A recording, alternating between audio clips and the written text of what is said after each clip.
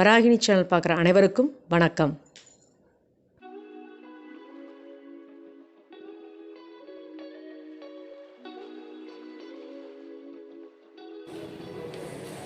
தக்காளி ரசம், அதுக்கு தேவையான பொருள்லாம் பார்க்கலாம். நல்லா பழுத்த தக்காளியாக தேவையான அளவு எடுத்துக்கோங்க.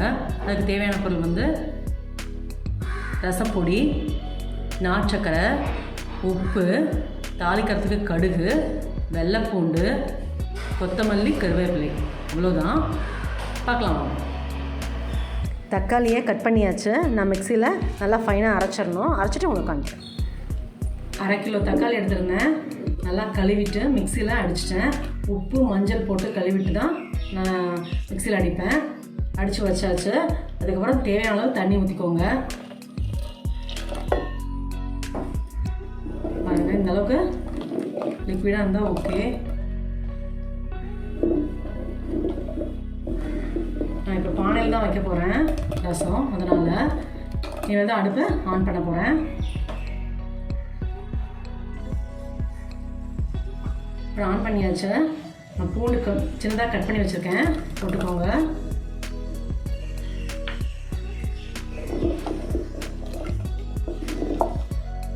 நல்லா ஒரு கொதி வரணும். அதுக்கப்புறம் தான் மிளகாப்பொடி, உப்பு, கொத்தமல்லி, கருவேப்பிலை இதெல்லாம் போடணும். கொதி வரட்டும்.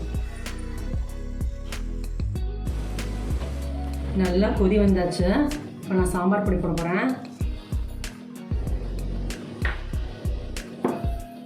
இதுக்கப்புறம் உப்பு, நார்ச்சக்கரை ஒன்றுனா நம்ம போடலாம். தேவையான உப்பு போட்டுக்கோங்க.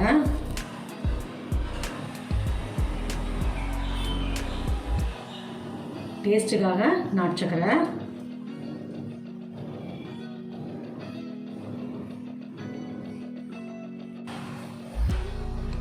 நல்லா கொதி வந்தாச்சு பாருங்கள்.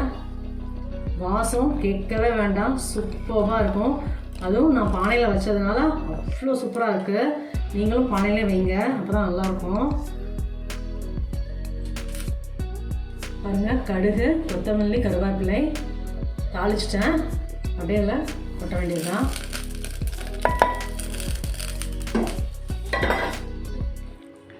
தக்காளி ரசம் ரெடி ஆயிடுச்சு.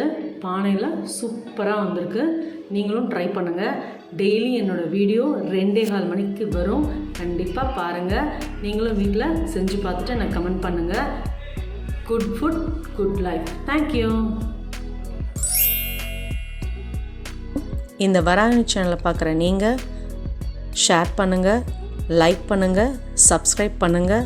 மறக்காமல் பெல் ஐக்கானை கிளிக் பண்ணிடுங்க. இந்த ப்ரோக்ராமை இன்ஸ்டாகிராம்லேயும் டெலகிராம்லேயும் ஃபாலோ பண்ணுங்கள். தேங்க்யூ.